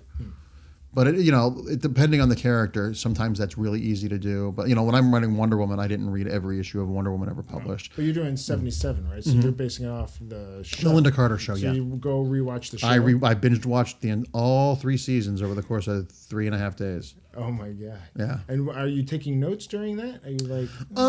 Not really. I mean, the internet's been really good. There will be certain characters where I could write down their names, and then I would look up the Wikipedia of them and see, and that sort of thing. But initially, when I'm going to take over a character, I just tend to do the first run of just reading it or watching it, and just as a viewer, not thinking about what would I do with this character, just sort of immersing myself in that world, and then going back and revisiting the stuff that sticks with me and that would be relevant to the story I'm trying to tell. Okay, interesting. That's what happened with True Blood. When Michael and I did True Blood, we had watched it, and with Deborah's character, our whole storyline centered on tainted True Blood and Hoyt throwing her a prom because she didn't get to have one, and it was just watching the show and saying, "Oh, I wonder what this character would do if." What about this part of this character's life? So we're trying to find something that would fit into the continuity, in this case of the show, in other cases of the continuity of a history of a character in a comic book, is trying to find stories that feel that they belong in the canon of those characters. Well, in that case, what did Michael come to you with this idea, or how did? I had heard. I've known the guys at IDW forever. I knew Chris Ryall back when he was running Kevin Smith's website back in the '90s. So I've had a really good relationship with them. They actually published the Love Is Love book, and I really enjoyed True Blood, and I had pitched to them. IDW had announced they had the comic book, and I had pitched some ideas to them. And then when I found out that Michael lives in my apartment building, he lives 150 feet away from me. Did you guys know each other before? I knew him from the comic book store. I would see him at Golden Apple, and I recognized him from, he was on a show called Saved, about ambulance EMTs that was on TNT for a season, and that's how I struck up conversations with him. And then I saw him at my building, and I'm like, "What are you doing here?" He's like, "I just moved in." And because he was on the show and liked comic books and was trying to get an entree into the comic book world, I'm like, "Well, this is certainly, talking to him, he's a super smart guy and super talented." And I was like, this will get you in. There's the press hook of one of the stars of the show writing a comic book for the world. And so we picked, and we each came up with 5 or 6 different plot ideas, and this was one that we both had individually very similar, and we just went in and wrote the story. Wow. Yeah. That's pretty cool. Yeah, it was pretty cool. I've been pretty lucky as far as being able to get involved in projects that I really like. Do you see him? Saw him this morning walking his dog. Yep. I haven't seen him in a long time. Yep. If you run into him, say hi for him. I'm sure I will see him when I get back. Our building is filled with dogs, so all our dogs get along. So he's got 2 dogs, right? Yeah, Still the yeah. 2? Violet and Albie. And Albie is a giant. What is that? A bulldog? Bulldog, yeah. Albie looks like to me like he's got a flip top head, like Fizzgig from the Dark Crystal. When he opens his mouth, it's like he's almost like Pac-Man. He's when his mouth is closed, most of his teeth are still outside of his mouth. And a lot of slobber. Yeah. A lot of Tendrils of slobber. He's huge. Yeah. He's a very, very funny dog. Do you have any pets? I do. I have a 8-year-old dog named Frederick. He's a Chihuahua Dachshund Rat Terrier. Why Frederick? That was his name when I got him. Oh, really? Okay. Mm-hmm. I was walking by the pet food shop over on Franklin, and it said dog adoptions today. And I'm like, I'm going to go look at puppies. And I picked him up. He was 9 weeks old. He licked my face and fell asleep in my arms. And I was like, I guess another cliche. Yeah. They do choose you. It's insane. And he's the best thing I ever did was get a dog. I would gladly sign away 5 years of my lifespan to give him 5 extra because writing is so solitary, and there were times in California it's basically one climate all year round. So there'd be times I'd be writing and I'd be like, didn't I just clip my fingernails? Why do I have a long beard? Oh, I haven't left the house in 3 weeks. Yeah, there's a weird time thing when LA because it's one season. Yeah, it's crazy. There are people I see friends occasionally now. I'm like, oh, how have you been? It's been a couple of months, and my friends are like, no, it's been 8 years. Yeah. I'm like, oh, how is that even possible? That's true. So getting a dog was not only a way to get me out of my own head and have to care for some other living entity, but to get out of the house. And since I've gotten him, he's pure joy. He loves. All my friends fight to take care of him. I mean, he is just the happiest animal in the world. He loves people. Is it like other dogs? Depends on the dog, and I haven't figured out what his terms are. Okay. He's never aggressive with other dogs, but mostly he's either really likes them or just couldn't be bothered. Okay, I'm like, we're doing something else. But since I got him, the 8 years I've had him, my neighborhood is this small little neighborhood in Hollywood nestled in, but all my neighbors have dogs, so it's like living in a small town. We all know each other. We get 400 trick-or-treaters a year. It's like when my neighbors go away, we're like, I'll take your newspapers in for you and all that. It's very small town in this very big city. So I really, really love my neighborhood, and he makes, having a dog makes you more social, and it makes me more social when he's not around. When I see people with dogs, I'm like, can I pet your dog? And it makes me chat with them, and it's I didn't care for animals before I got Banner. Before I got him, I was like, eh. And then once. As 8, maybe 7 weeks, Deborah put him in my hands, and I was like, "Oh, I think that's it." Yep, yeah, it's crazy. And the first couple of months, that's once again why circling back to the whole parents and adoption thing. It's why I give parents so much credit, because the first couple of months of having Frederick, I was like, "What did I do? I made a mistake. I'm not going to be good at this. Me too. I did that too. He's going to be an asshole. It's going to be my fault." And then once you get past that. Once you get out of your own way, it's the best thing ever. Yeah. Because it's just pure unconditional love, And they've done studies where just petting your dog makes your blood pressure go down. I feel it. I feel when I'm doing something, I'm like, I need it. I need a fix. Well, and they're so intuitive too. Like if I'm having a bad day, or even if I'm watching a movie and I'm watching a sad movie and I'm crying, he'll come up and look at me and lick my face. But what's wrong? I'm like, no, it's okay. It's just a movie. This is a good one. Dogs are the best. But they're the best. They're the best. I would the older I get, I'd rather be on an island of dogs than an island of people. Love is love. You have. Saw you on Seth Meyers talking about it, and you talked about how DC has graciously given some permission to use some characters. Yeah, DC supplied an editor. The editors in the book are Sarah Gatos from IDW and Jamie Rich, who runs Vertigo over at DC. They both volunteered, and IDW published it with production assistance from DC. And DC and Archie allowed us to use all their characters in the book. The Will Eisner estate allowed Matt Wagner to use the Spirit. Jason Latour and Jason Aaron wrote a Southern Bastards piece from their character. So it was really everything came together. Harry Potter, right? Yeah, J.K. Rowling let us use a Harry Potter quote from the Goblet of Fire and allowed us to use images. We had got Jim Lee to draw Harry, Ron, Hermione, and Dumbledore. That's the first and probably only time Harry Potter will ever be in a comic book. Just because she has said in interviews that comic books, it's such a rapid process, and she likes to be involved and have some control over her characters. Sure. They're her kids, so I get that. So I can't thank her enough for giving us permission. How'd you get her involvement? I asked. Just her. You just tracked her down through the people I know that might know her, and luckily I had 3 inroads to her, and I wrote a really heartfelt letter explaining what happened and what the process of the book would be and how we would do whatever she needed from us. We would honor that.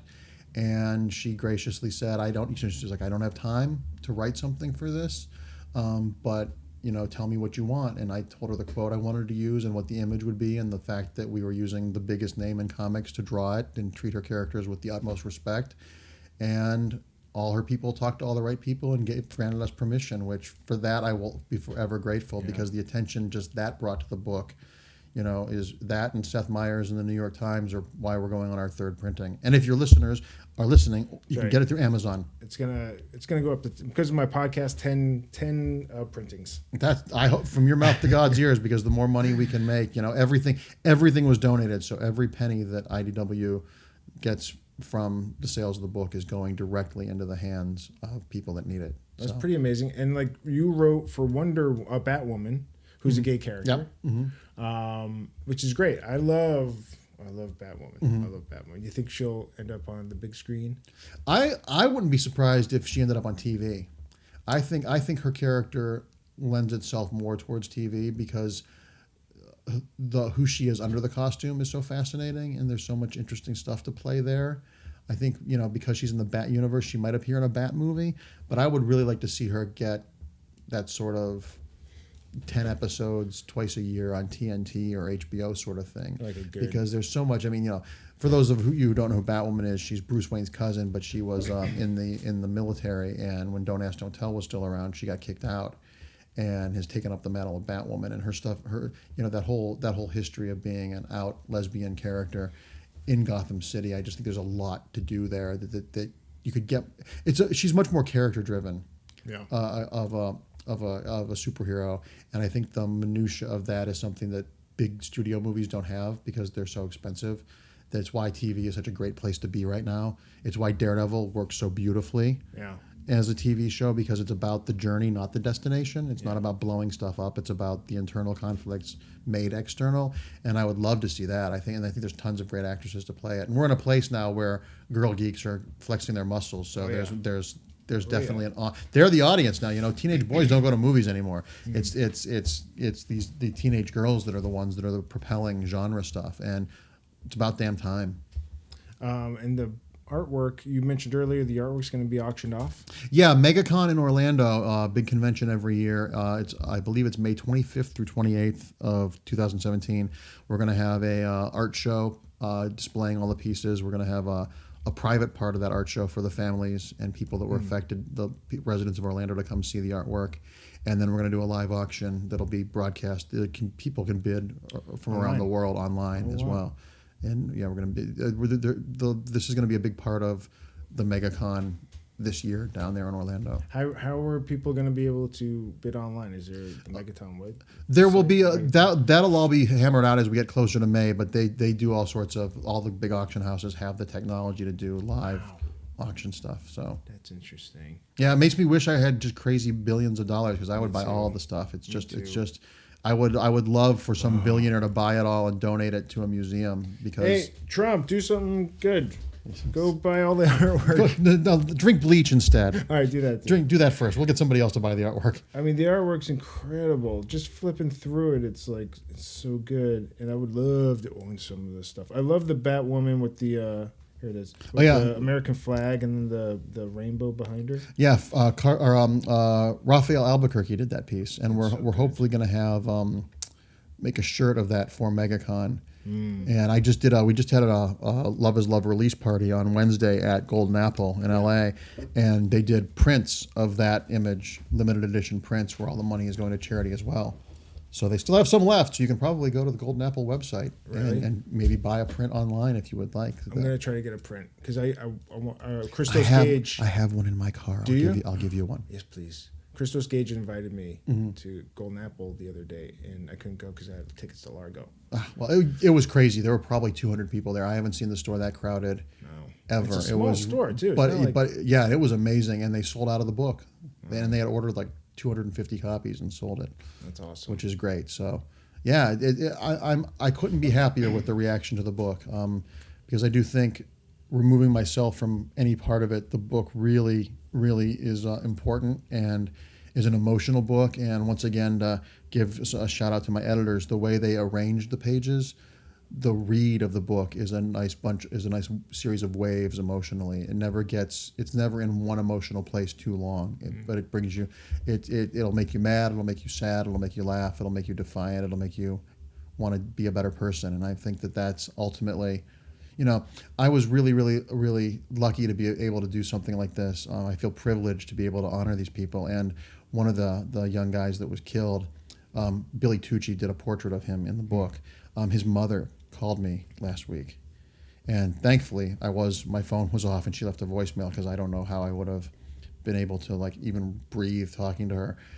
But she subsequently posted this on Facebook, so this isn't telling tales out of school, but she said that, this was her only son, and I can't even begin to fathom that loss. And she said that she was feeling really angry and starting to feel really bitter.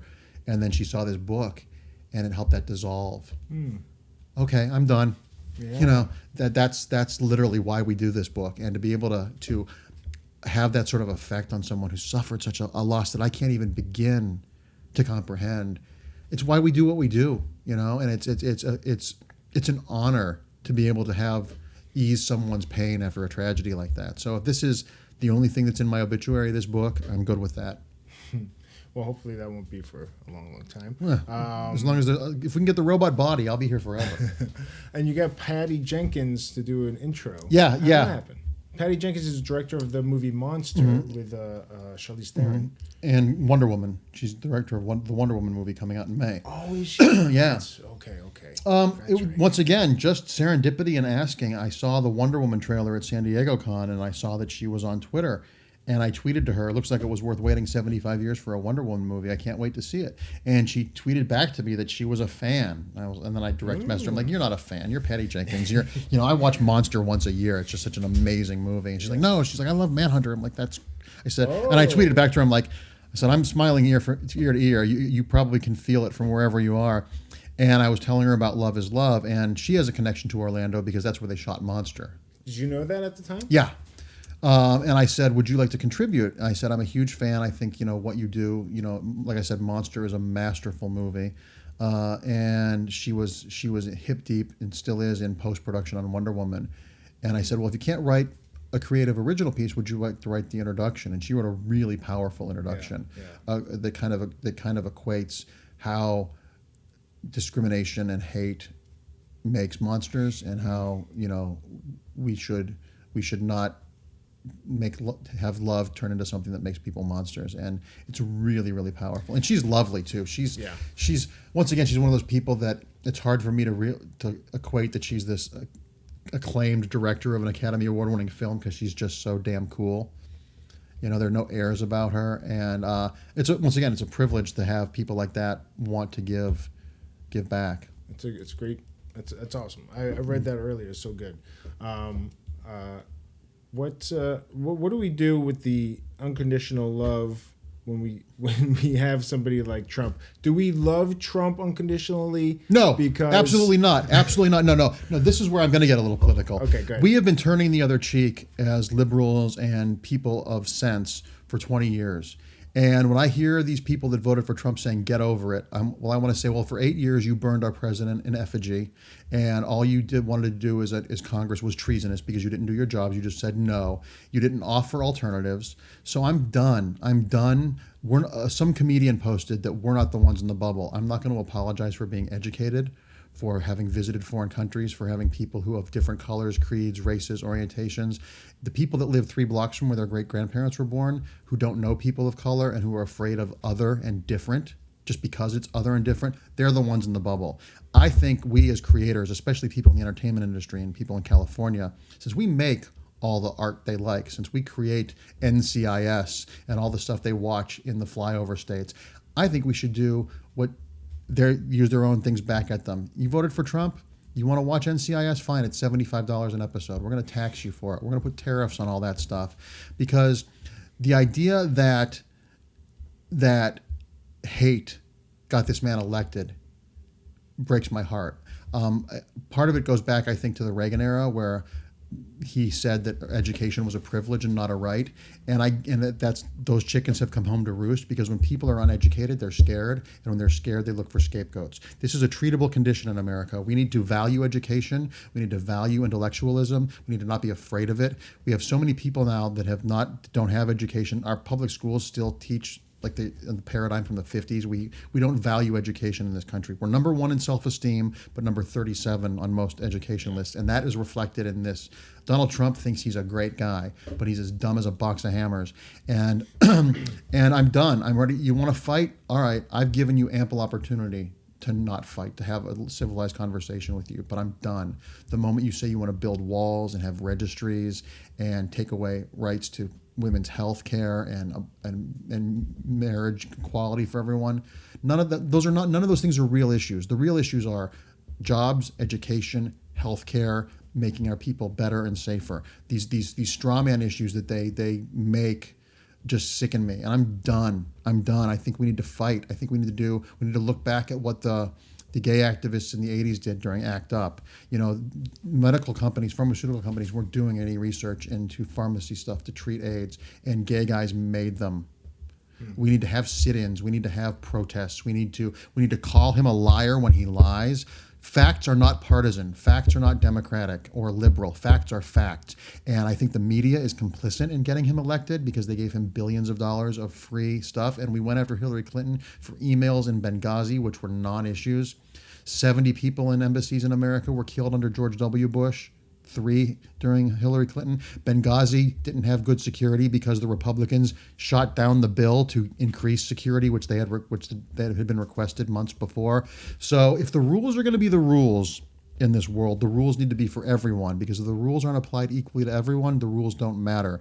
And the Republicans, and specifically Trump, thinks that if he tells a lie long enough and loud enough, that he wills it into becoming fact. And there should have been a bullshit button at these debates. For both of them, because there are things, don't get me wrong, there are things, I'm not a party line guy. There are things Obama has done that I don't agree with. But the difference being, Republicans, when their candidates do things that are bad, they circle the wagons and don't do anything. When someone who I support does something bad, I call them on it or question them about it. And I think the way that he's been treated, the normalization that's going on with him right now. Greta Van Susteren and Megyn Kelly are working for MSNBC. Strictly for ratings and money. We need to have news that is a public service. I'm surprised Walter Cronkite hasn't come out of the grave as a zombie and killed all the so-called journalists now. Sounds like a good comic. Him and Edward R. Murrow are going to come back from the dead and just be like, what the fuck is going on here? Yeah. There's a responsibility as journalists to call the politicians and people in power on their lies and their hypocrisies, regardless of what party they're in. There are lots of idiots in both parties, but the Republican Party right now has been commandeered by imbeciles. And I sort of have a scorched earth policy about people that voted for Trump, because whether you voted for him, I'm more than willing to have a conversation with you. If you voted for Trump and you can tell me what about his policies spoke to you, and we can have that conversation, help me understand what about him. But every single person I know that voted for Trump that I ask goes, Benghazi, emails. I'm like, well, that's not answering the question. Well, her husband, Monica Lewinsky, no, her husband's not running for president. And don't get me wrong, I don't think Hillary Clinton, I don't think I want to have cocktails with her. I don't think she's the warmest person in the world. But I don't need to be friends with my president. I need a president who's qualified. Yeah. The fact that this man tweets about restaurant reviews and Vanity Fair but hasn't mentioned Aleppo or what's happening in Syria, the fact that he baits Pakistan and Taiwan and North Korea. He put down the Celebrity Apprentice premiere because the ratings were low. He put down Schwarzenegger. He's mentally unfit to be president, and we've got to fight that. We can't roll over. And the problem, the thing that Republicans do that liberals don't, is circle their wagons. Liberals think, oh, we're going to win. We get smug because we have education and think, well, logically, we have to win. But there's no logic now. Trump has proven that by appealing to the people's basest fears, you can win. And it's heartbreaking, because this is a great country with lots of great opportunities, but now literally Fat Elvis is the president. Yeah. It's just heartbreaking. And And I don't know how, as a parent, especially if you're a parent of daughters, how you teach them to not be bullies, and that women, and how do you teach your sons about sexual assault and how to respect women when we have a man who's sexually assaulted women and is a bully as the leader of the free world. It's definitely their argument. So, like, if a kid does something like that, he could say, "Oh, well, the yeah, president and the kid's kind of right, you know. And I don't care why, you know, someone said this, no pun intended, impact Trump's intent. No matter why you voted for him, you voted for a racist, you voted for a liar, you voted for a man who doesn't pay his bills, you voted for an adulterer. You know, we impeached Clinton because he got a blowjob. Donald Trump was talking, literally said, I'm going to grab this woman by the pussy when Melania was pregnant with his son, was 6 months pregnant with his son. So why do those rules only apply to Democrats? This is a man who said, if my daughter wasn't my daughter, I'd fuck her because she's hot. That should have been enough. I thought he was crazy when he said I could shoot someone on Fifth Avenue and get away with it. And my voters was. He absolutely was right. He was right. He was right. You know. I thought it was crazy that he said that to everybody. And he's right when he cheered. said I love the poorly educated. Well, he was right because they all voted for him. And what's even crazier is the statistic that 45% of college-educated white women in this country voted for Donald Trump. The ones that voted. Yeah. The ones that voted, yeah.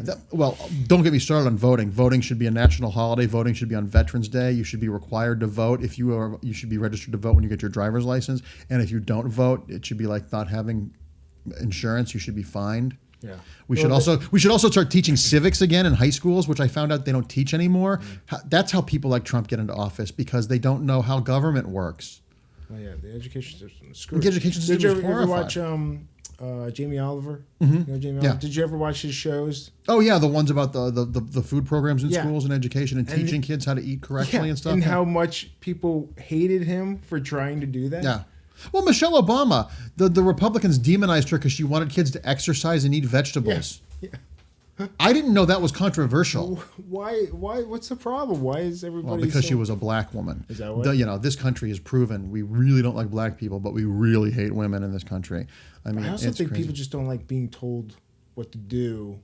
You know what I mean? Like, But you know what? Sometimes the adult in the room has to tell you what to do. Sometimes the answer is because I said so. Sometimes you're eating your vegetables because you need to eat your goddamn vegetables. Yeah. We have a country of people that don't think they're poor. They think they're temporarily inconvenienced millionaires. They're delusional. The whole Joe the plumber thing. I don't want rich people to pay taxes because if I was rich, I wouldn't want to pay taxes either. Well, you're never going to be rich. So, these coal miners now who are complaining about Obamacare going away.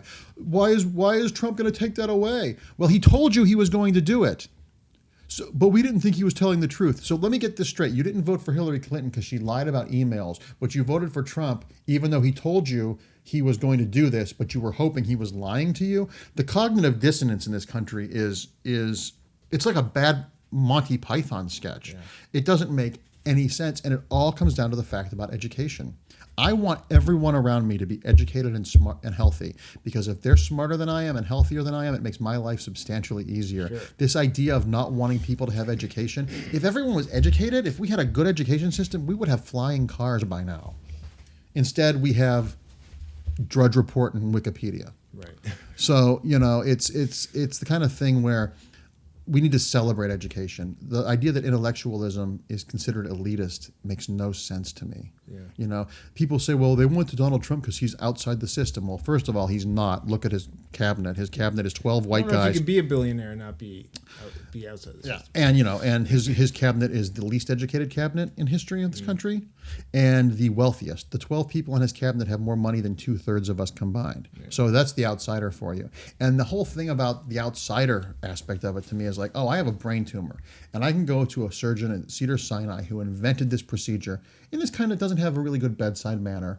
Or there's that homeless guy who drinks his own urine behind the 7-Eleven and he's got a penknife and a Bic lighter. I'm going to go to him because he's an outsider. That's what this is. This isn't even Romney versus Clinton or Bush versus Gore. This is a man who is utterly, quite possibly, the least qualified person on the planet to have the nuclear codes at his hands.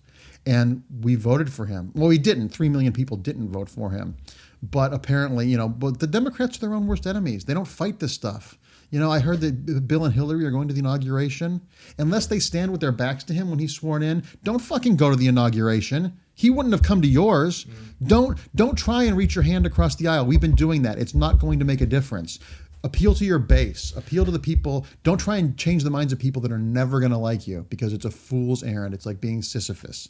Get the people who support you invigorated, and that's what Trump did. I give him credit for that. He got a lot of stupid, poor people to vote for him. What do you think you'll go to the Million Women March? The one here, I will. Yeah, the one here. Okay. Yeah. I go. The idea of going to Washington D.C. on January 20th in the cold around all that nonsense. I just can't. I can't. Yeah. He. It's every day I wake up and I'm shocked that this is really happening. What happened the day of that he got elected? Were you? I was depressed. I was so depressed. But Did you sleep? I had problems sleeping. I didn't have a problem sleeping because I was like, I'm going to escape into a world where I don't have to deal with this. But about a week afterwards, I stopped being depressed and I got really angry. And I'm going to fight. Bring it on. Every day when he tweets something stupid, I tweet back to him that you're the worst person alive, never my president. And I always call him. He must not read his tweets, right? He doesn't. I don't think he can read. You got 10,000 replies of "fuck you" or "you're great" or whatever. Mm-hmm. But he doesn't really respond to any of them, which I think he would if he read them, because I don't think he absolutely would help himself. He absolutely would. It's like in the Back to the Future sequels, like, what are you, McFly, chicken? And Marty would fight no matter what. That's what he's that. He's completely that. And I did get blocked by Mike Huckabee, which made me very happy on Twitter. Congratulations. It made me very, very happy. But I'm ready to fight. I'm ready to fight. I'm not ready to roll over and allow this to become the status quo. I mean, he's for the people and going to bring jobs back to America, but he's going to cost the state of New York $500 million a year to keep melanoma and little Damien in Sauron's tower. Yeah. I mean, that's insane. Yeah. Why aren't people complaining about that? I mean, it's literally like this country is dating an abuser. And we remember the times he brings us flowers, but not the times when we run into the door. And isn't he making money off of that? Because the Secret Service has to rent floors in his building. Yeah. Oh, and he also built that hotel in Washington, D.C., and he said he wants visiting dignitaries to stay in his hotel. Yeah. And they're gonna. They already have said. It's absolutely insane. Yeah. It's absolutely insane. And we need to not be depressed about it, but be focused and organized and make this administration the quickest and it is possible and get them the hell out of there. What about a political comic? Have you ever thought of? Because you're a political guy. I'm talking to a couple of people actually about some stuff, but it would be metaphorical. It would be definitely, it wouldn't be a real world thing, because I think that sort of stuff can get really tiresome, and the same way that the example I'll use is My So-Called Life was a great show about the teenage experience, achingly real. It lasted for 13 episodes. Right. Buffy the Vampire Slayer covered the same ground, but with metaphor. When you sleep with your boyfriend and he doesn't call you back, in Buffy, she slept with her boyfriend and he lost his soul. Right. That metaphor allows it to become more specific in the viewer's life, because there's that. It's counterintuitive, but that layer of genre allows people to bring it back to themselves in their own experience, on their own, as opposed to being told things. 30-something, another great show. A show about people that were, 30-somethings that were trying to struggle to pay their house bills and deal with being married. It was so real that people that really were struggling to pay their house payments and dealing with their relationships didn't want to come home and watch that on their day off. Right. I always joke, if it was Moon-based 30-something, it would still be on the air. So any sort of political thing I would do would be metaphorical. It would be something that was about that, but with a layer of genre to make it not right. Because also too, being didactic is no fun. Telling people what the way they should think isn't a good thing. Giving people an idea of challenging people is different than telling people, and I prefer to challenge people, not to tell them. Because what the fuck do I know? What as William Goldman, the great screenwriter, once said, and it's his famous quote, "Nobody knows anything about anything," and that's mostly true. Yeah. Well, go ahead. I was just going to say, at the end of the day, I as I get older, I just want to make this planet a little bit better than it was when I got here. Well, I think you are. Well, thank you. Especially with this Love is Love book that everybody should go and check out. Order it today on Amazon. Or check your local comic book store first. Support your local retailer, but it is available on Amazon and will be in print for the foreseeable future. What do you think of digital? I think digital's great. I think that once again, there's a generational divide there. I've read books digitally, and if I was going on location for 6 months, I would have them digitally because you can't carry them. But I enjoy the visceral aspects of reading. I like having bookshelves. I like the musty smell of a book. I like taking the dust jacket off. I like putting the bookmark and go, oh, I'm halfway done, and the weight of the book on your lap and that sort of thing. For me, the whole experience is more than just the words on the page. And the books that I have read digitally, there was a study that it's harder to people retain less when they read digitally. And I've read 3 novels digitally, and I don't remember a word about any of them. I actually bought 2 of them, forgetting that I had read them. That's interesting. I think it's because it's the one thing. It's just the visual. It's just you're reading it on the screen. And when you have a book, there's so much more sense. There's so many more senses engaged. But digital is great for comics, and colorists love it because you get to see what the colors truly look like. Right. With different paper stocks and different printing, colorists can be like, oh, this came out too dark or that. But visually, they're great. Will Love is Love be available digitally? Love is Love is available digitally right now, and it has 17 pages of exclusive material that didn't make the book. I will get that as well. Comixology, you think? Comixology, Amazon, they all have it. The 17 pages include pieces by Jill Thompson, me and Olivier Copiel, Amanda Connor, Frank Thierry and Kat Staggs, all sorts of people. That's great. So yeah, there's 17, and there's a couple pages we're going to add to that as well. So by the end of there'll be like 22 pages of digital exclusive material. Oh, you could just keep adding pages to that? There were a couple of artists that in the process of doing this book and with as many moving pieces, there were a couple of people that inadvertently got lost in the ether. Didn't miss the deadline. It was, I take full responsibility for it. There were just so many moving parts, and the schedule was so accelerated that we're going to scan their pieces in, and they'll be available. Okay. And if you already bought the book digitally, once those are scanned in, you'll get them automatically. Oh, okay. You won't have to buy it again. They will be there, so people will get them at no additional charge, and it'll be available. But those are probably going to be going up in the next couple of weeks. But there will be 3 to 5 new pages added. Great. Yeah. Well, I will get that as well. Awesome. Yes, double dip by all means. I bought 3 copies. I bought 3 copies. Awesome. I'm going to ask you to sign them. I absolutely will. And I may sell 2 of them for my charity stuff. Fantastic.